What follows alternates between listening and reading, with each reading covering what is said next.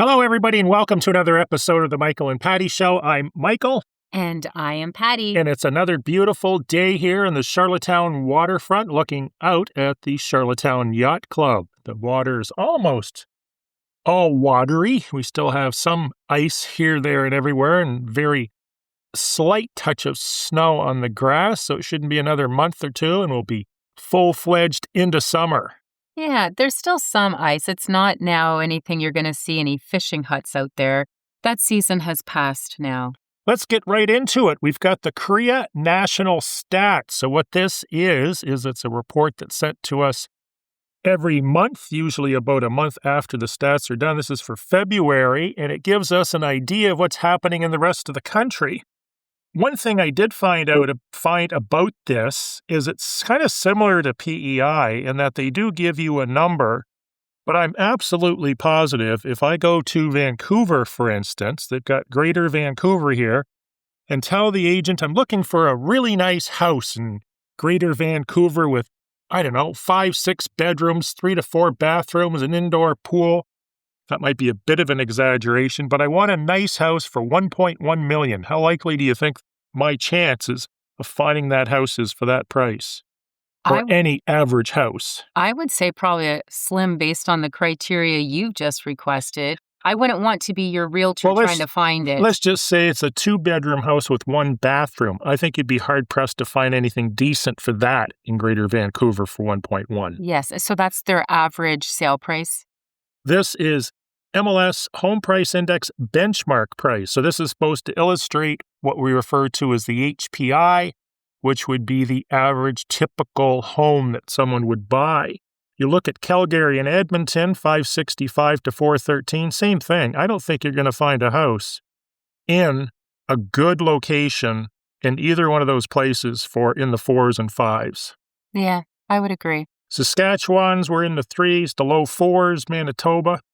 Winnipeg is 384. Ontario is all over the map. Obviously, the further you get away from Toronto, the less expensive it would typically get, with the exception, I'm guessing, towards Ottawa.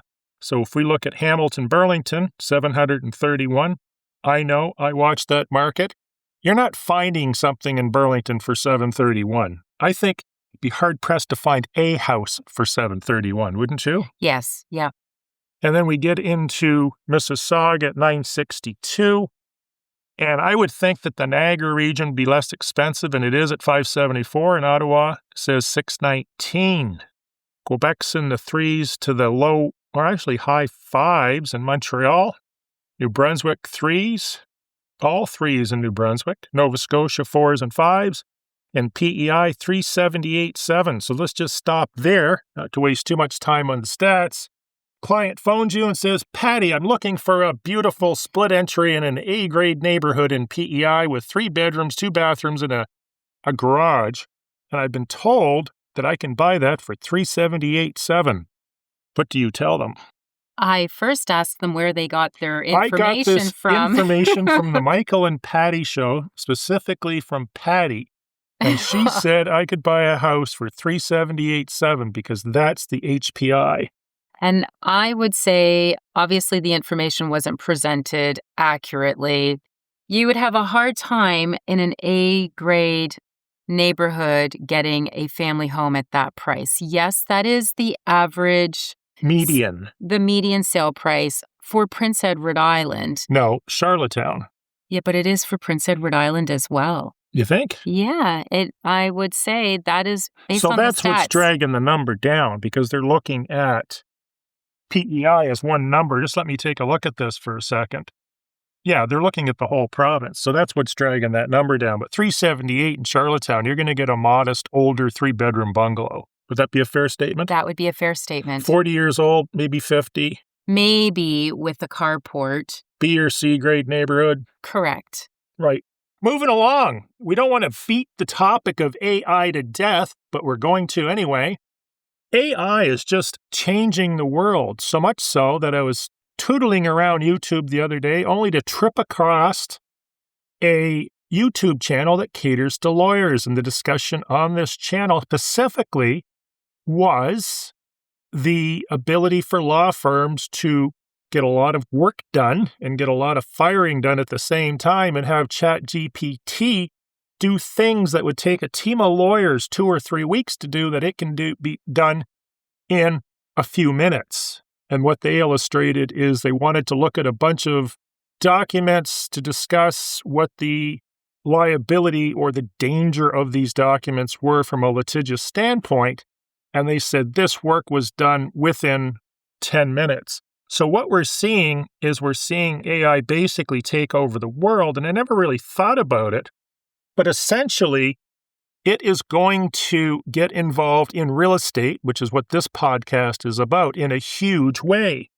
So what I did is on our last episodes, remember I took a look at the Schedule A water test paragraph, and ChatGPT said it was just an utter, how would you put this? It could be improved on. Okay, I like that. So I had it analyzed, because these lawyers were talking about analyzing documents for legalities and just making sure the wording is correct and everything else. For fun, I took our purchase and sale agreement into ChatGPT, the paid version, in the thinking mode, which is the best mode. It takes time, but it gives you the best results. And I asked it to rate the purchase and sale form from 0 to 100, a percentile. Now, if you were in school, what would an average pass grade be? Most, I would say, is 60, but some will allow you to 75. pass at 50. I understand. Typically, I would say a 60%. If you're looking to get into university and that, I believe they need you to have a 75%. But So- this was very alarming. I wouldn't have. I'm not totally disappointed with the number. However, I was a little surprised that it wasn't a higher grade. So go ahead. It scored a 58 out of 100. It says it's serviceable as a basic form, but as a standalone purchase and sale agreement, it is far from strong. It does the bare minimum to get a residential deal done on paper, but it relies heavily on schedules, lawyer cleanup, and the people filling it out correctly. In other words, usable, but not elegant, standard, but not robust. So what I urge you to do is, if you're looking at legal documents, take them, put them through ChatGPT, or the latest AI client I'm using is called Claude. I just subscribed to it. You've heard of it before? I introduced you to this. Unlikely, but maybe you can tell us something about Claude, since you're a huge proponent of it, having just returned back from some more education in Dallas. Was it Dallas? Yes, I went to Dallas for my celebration spelled SELL, for my CRS designation that I have. And these are a group of professionals who are in the top 2% in North America of realtors when it comes to education and productivity, and just their skill set value. And one of the courses, which is what I shared with you, I attended was on AI. And I realized, which is what I came back and said to you, Michael, is we're just scratching the surface, utilizing ChatGPT and Google Gemini for assistance with regards to writing clauses and property overviews. And there's other AI software programs that we use to do perhaps photo staging, cleaning pictures up. So when I finish this AI session, there is so much out there and so much more that we could be utilizing. There are software AI programs that'll allow you to write better prompts, because some of the biggest challenge, it's one thing to say, I put this into ChatGPT, but what is your prompt? And the quality of your prompt will determine the quality of what it is able to produce for you. And that was one of my big takeaways from, this particular session. And there are AI software out there that will allow you to write a better prompt that will speak better to, say, ChatGPT or Claude to get better results from it. Because again, this is it's a computer. One of the things I will point out, Michael, as much as it's given a grade and in ChatGPT's opinion, and this is for you having fun, and I'm sure I speak on behalf of everyone here, your idea of fun and my idea of fun are very different. So, it's nice to have people like you who this is the stuff that they do to entertain themselves. But I encountered a situation this past week when I came back and trying to play catch up here is I received a clause within an amendment that this agent put through ChatGPT, and I, representing the seller clients, when they read it, they felt it felt accusatory, threatening, very negative. ChatGPT used negative words. I heard this and I thought, so what? It's a legal agreement. It's not there to make friends with the people you're getting into a contractual agreement with. Yes, but see, did you hurt their feelings? It really did feel threatening. And again, ChatGPT, and I know you're on that side, and we already had this debate off record here, but I have to side. We are still humans. We are not machines. We are not robots. And people have to feel good about the selling of their property or purchasing a property. Again, at the end of the day, what makes us who we are is the fact that we have feelings. And I think you spend too much time with ChatGPT and you're becoming disconnected with your human emotions. I really did. So, and I will be very honest, when I first read this clause, I even felt a little bit, wow, this is a little intense and harsh. And I didn't realize who had wrote the clause. I obviously sent this off to my clients to read, and their first response back was, that clause has to go. We don't like it. So I had a conversation with them and said, perhaps I'll have a conversation with the other agent, but maybe we can soften it. Not that we're removing the liability and the responsibility.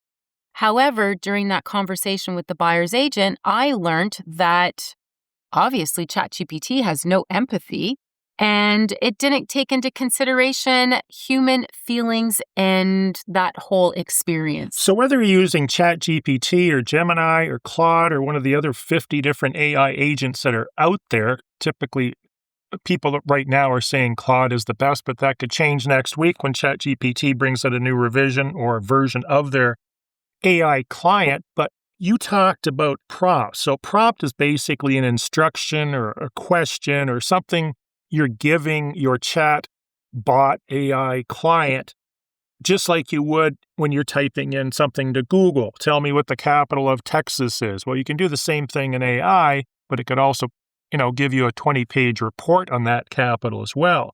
So one of the things you could do in your practice, since you're so concerned about making everybody happy when you're writing up legal documents, is you could tell your AI client to make this fun, happy, maybe include a few little jokes, and be super assertive. Okay. Well, and I understand what you're saying, and that's funny, haha.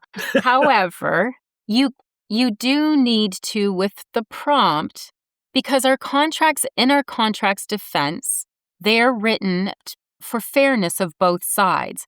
If you were to get a lawyer to write a contract on your behalf, and let's say you're the buyer entering into a contract agreement, the buyer's lawyer is, of course, going to be very biased in that the contractual agreement that it puts forth, which I feel a seller should be a little apprehensive in selling because it will be completely in favor of the buyer. Our purchase and sale agreements are written keeping both parties in mind, trying to be fair, obviously keeping things a little bit soft, but yet it gets the job done. And as soon as we run into an issue where somebody tests the envelope or plays on the words, then obviously that clause gets put forth to our association and our legal team, and they rewrite it. 3 years later, you'll have an even poorer version done. Eventually, we will get a revision to it. But that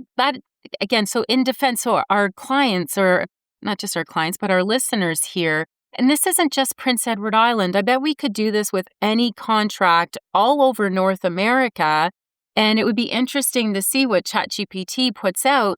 But please know these contracts are written keeping in mind both sides, because I have had a lawyer here on PEI many years ago. I used our standard contract forms. I lost these clients as a result of the lawyer's statement.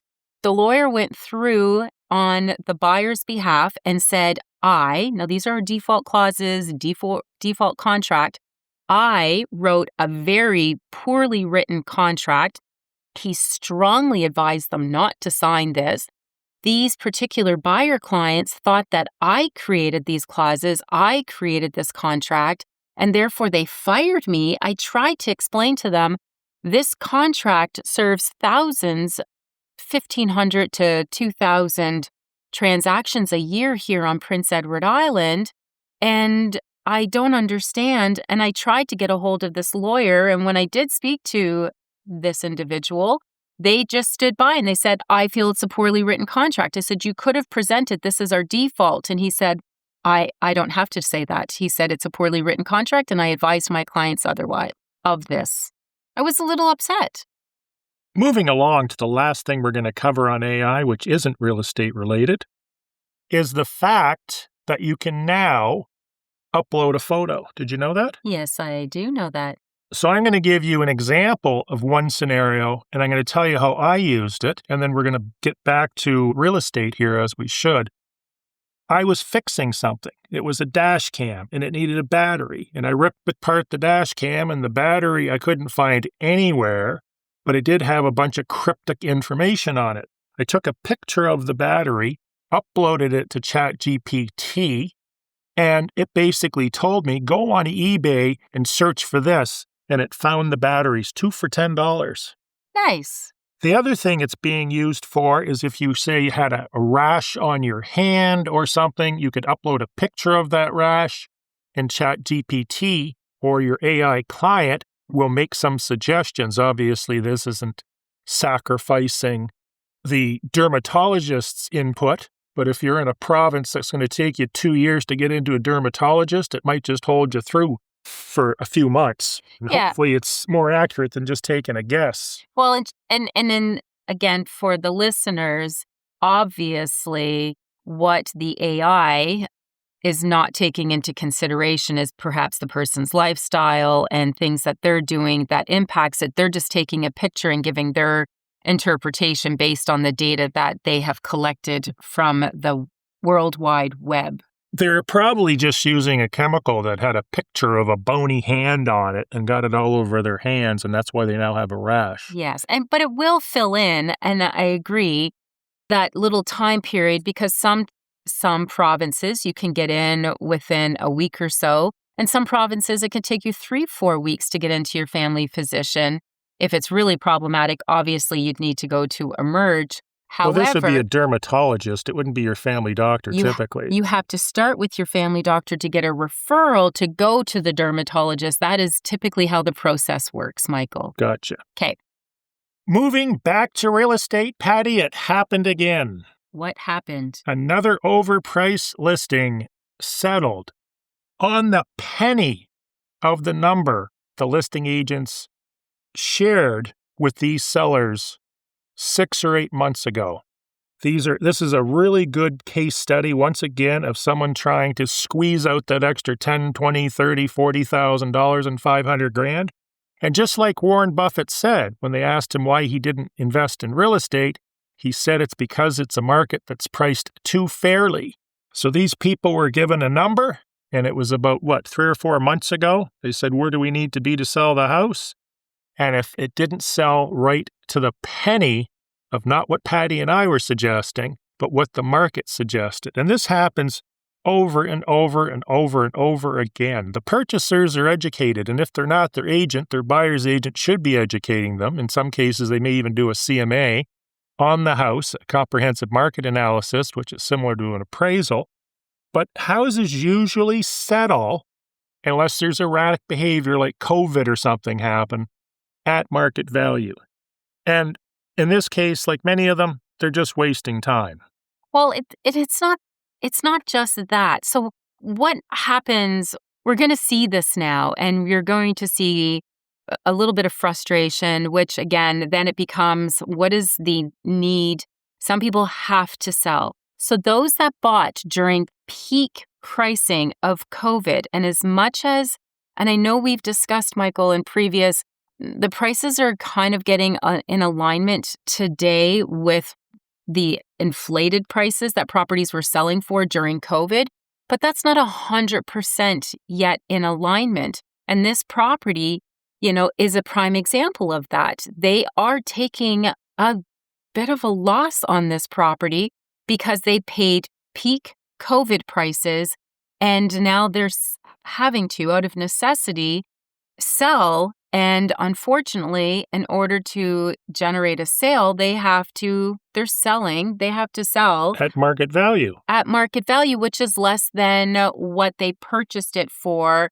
And a lot of times it's because if you are one of these individuals and hopefully you were properly advised that if you sold quickly, but you entered into a multiple offer situation during COVID just to secure the property, you offered an inflated price for it, and your agent hopefully advised you, if you're looking to sell this in the next couple years, please know you may be selling at a loss. I know I did with almost all of mine, but I typically only deal with sellers to advise them, you are paying an inflated price. My suggestion is you're going to have to hold on to this for a minimum of 3 to 5 years, possibly longer. And that's pretty much true. If the market goes up. If the market goes up. Because real estate markets don't necessarily always go up, and that's been demonstrated over and over and over and over in history, depending on economic events, or say, for instance, a major employer leaves the province, like the federal government. All of a sudden, you're going to see values probably drop as demand diminishes and as sellers get desperate because they're trying to move on to their next house in another province or state. So the only thing we can predict about any market is what? Whether it's the stock market, housing market, gold market, silver, commodities, what can we predict?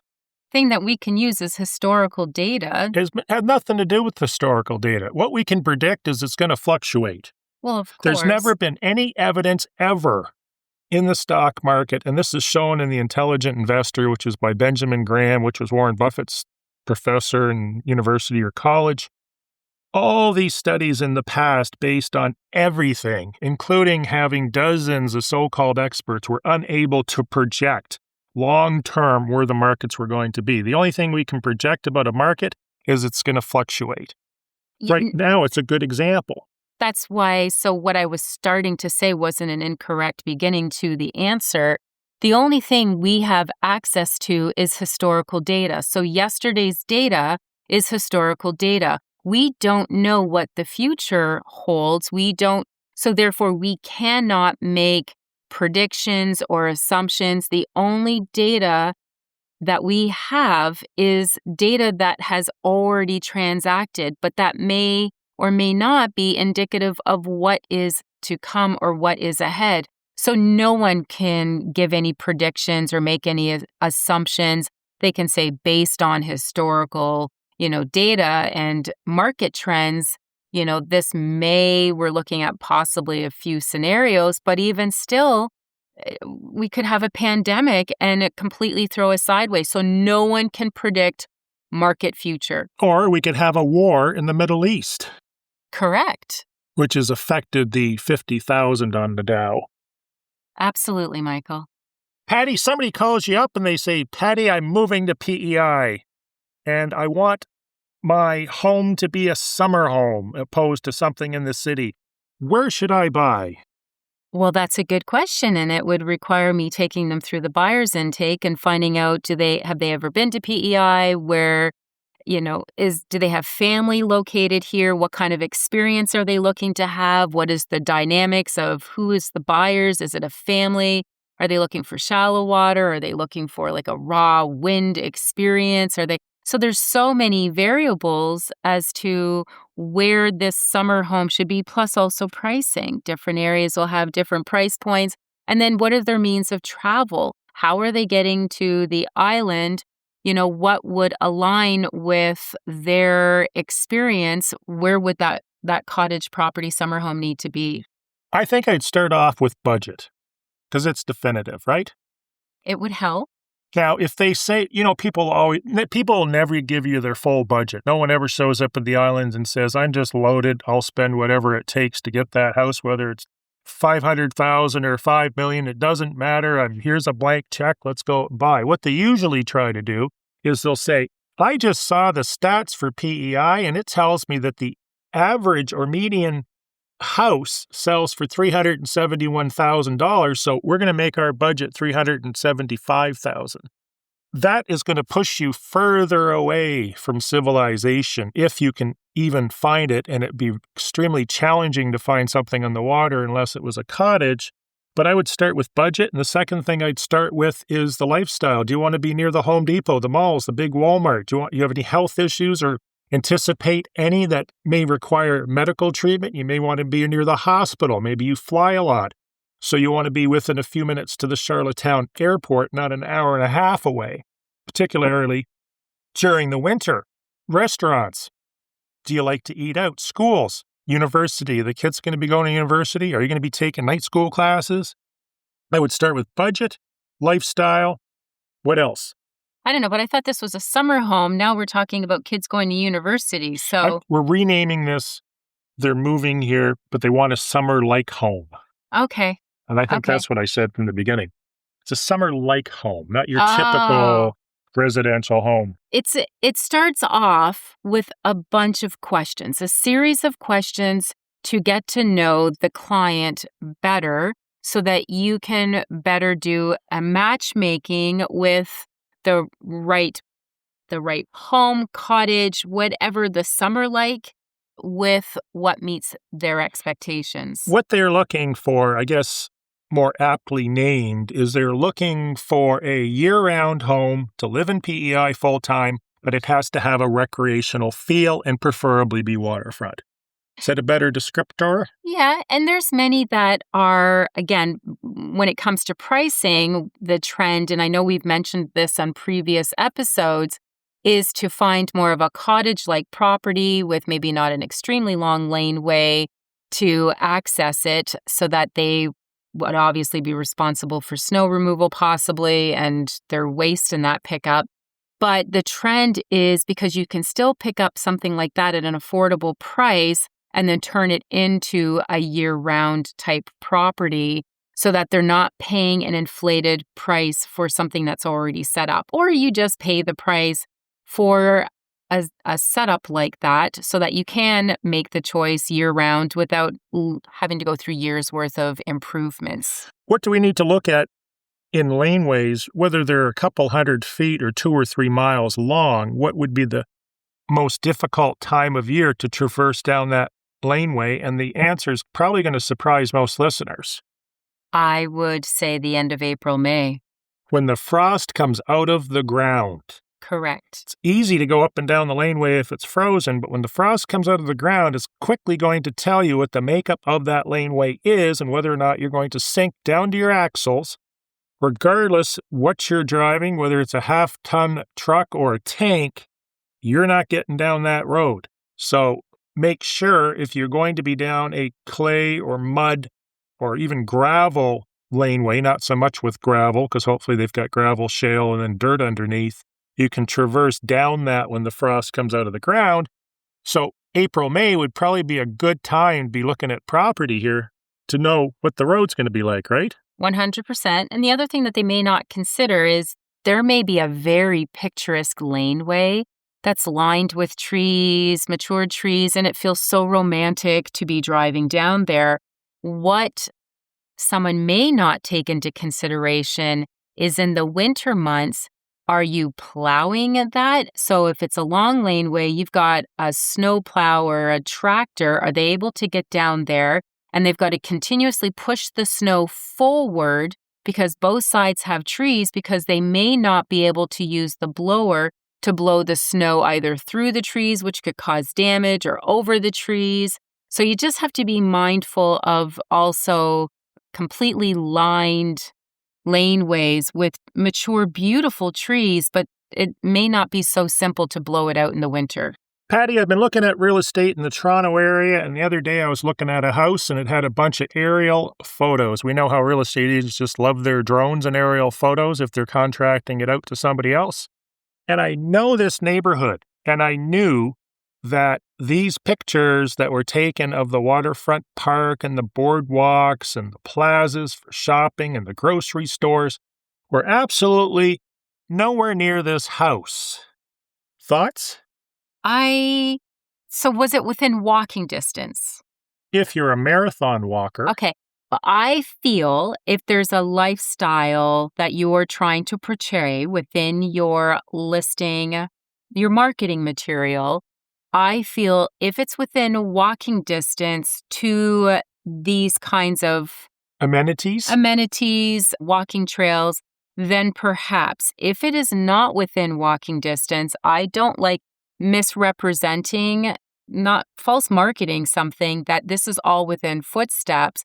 I would rather save that for a marketing video that the photos show the house and the lifestyle within walking footsteps of the property. The marketing video could show all of that, plus then a little bit about the community that the property's in. I was looking at another property in Santa Monica. I sent it to you in California, and I wanted something dirt cheap, like just super entry level, so I lowered my budget down to $2 million. It's expensive there. And that $2 million showed me like a loft condo, and they showed pictures of the beach, and you could see Santa Monica Pier and a view down the beach with all the multi-million-dollar waterfront homes.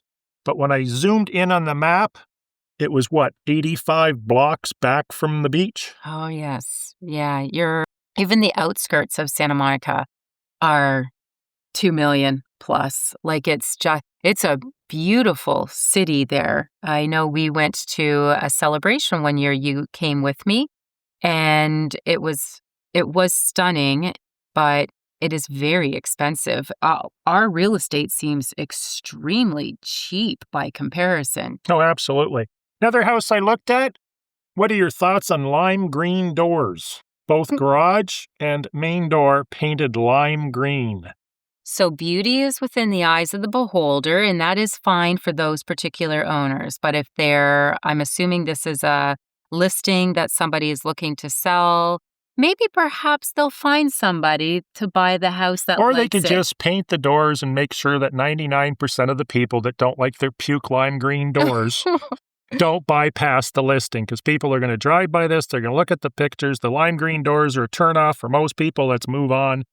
Well, it wasn't just that, Michael, because when we were talking about this before we started, you had an interesting list. Like you had said while you were looking at real estate, which I don't know if not all realtors are real estate junkies. However, I know you are, and I know I like looking at real estate across North America.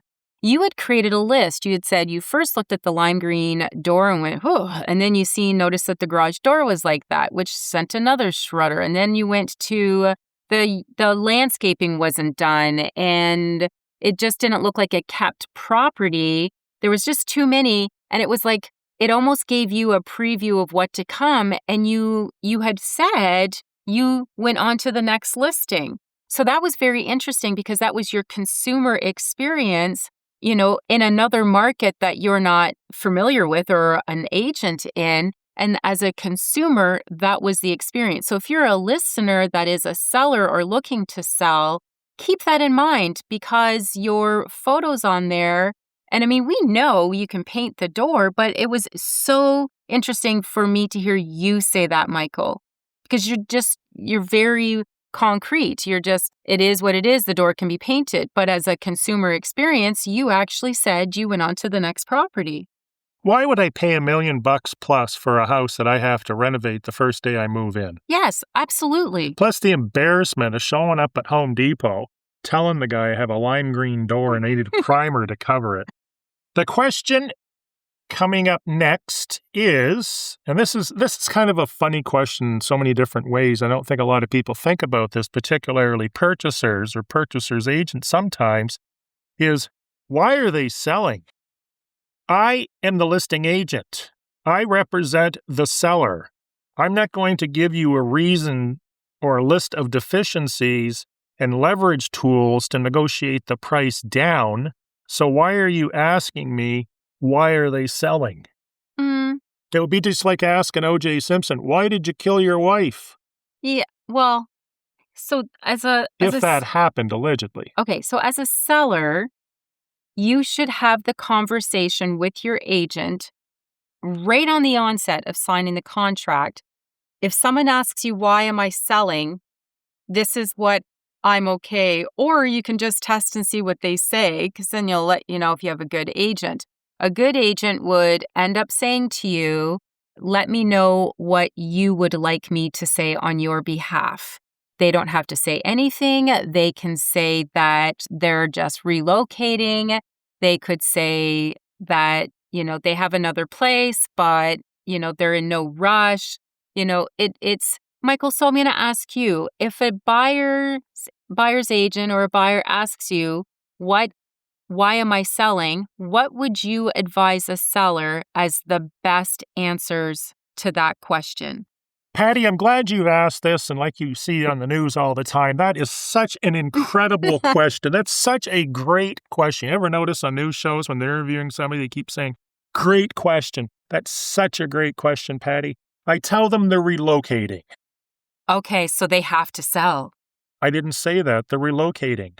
I understand, but if They I'm don't the have to buyer's do anything. They agent, could sit in this house for the next 20 years or rent it out, give it away to a family member. They don't have to do anything. They've chosen to relocate it. That's it. End of story. Don't read anything into it. well, but as a buyer's agent, they will end up pressing more. So you're Press. saying your number one answer that you would advise a seller is just to advise their agent that we're relocating. I don't know if it's number one. I'd have to consult with my assistant, ChatGPT or Claude. But it seems to me anyone selling a house, their number one priority is I want to convert the house into cash. That sounds too blunt. So just say, they're relocating. Okay. Would it make you feel better if I told you, oh, well, the wife's got health issues. She may not make it through the month. She was the main bread supplier. Oh, he lost his job a few weeks ago because of his wife's situation, and the kids have moved out of province, and he misses them, and they just need to sell this house. They don't care what they get for it. Yes. So I like the relocating. I think what I would recommend, depending on the situation and circumstances, and if there's a definitive timeline, but not to give that leverage away, is just to say my clients have, set up a plan to move this year. I've got leverage now. Oh, because you're saying this year. Well, I don't want them.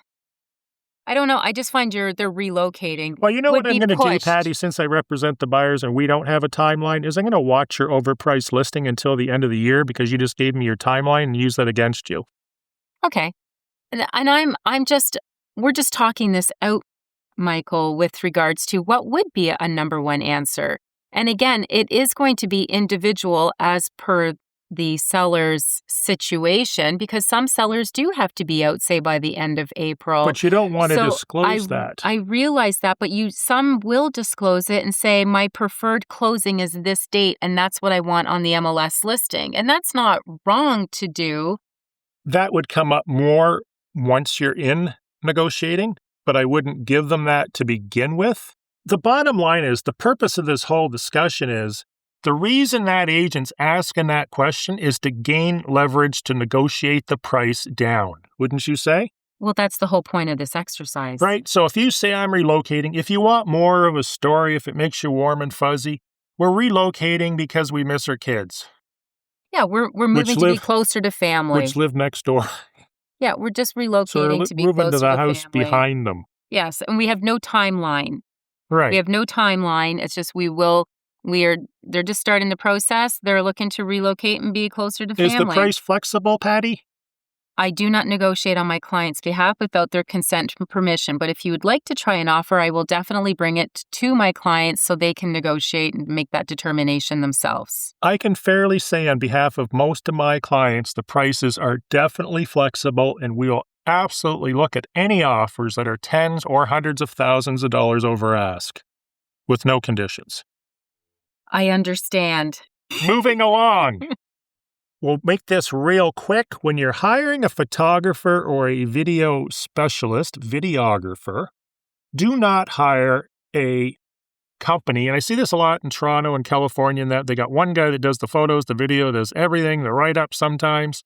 Hire a photographer that just does architectural photography. Hire a videographer that just does architectural video, and you'll find that the end product will be a lot better, which is why Patty and I use a separate videographer and photographer, and we also do our own copywriting for our descriptions. It just will get you more money for that house, and it will sell quicker. Yeah, it's more of an expense to us as agents to do that, but it nets better results to our clients, which then at the end of the day makes it completely worth it. Knowing that there is an attractive marketing representation by two separate specialist individuals who are experts in their field. But when you get somebody that's like jack of all trades and they're just, the drone's in the air, they're snapping a few shots and they're continuing with their video footage, and the same in the house, it just doesn't create the same marketing experience. When you're looking at lot sizes, read the deed and keep in mind that when you're looking at the 10 different aerial photos with or without property lines, particularly on waterfront property, that deed may imply or state that your property lines actually go out into the water. But do start with the deed. Do not trust the cut sheet or any other sources, because when surveyors survey a property, the first thing they're going to do is bring up the deed, and then they're also going to tell you how much erosion you have on that property as well if it's waterfront. Good? Yep. Next, if a house smells, what do you do, Patty?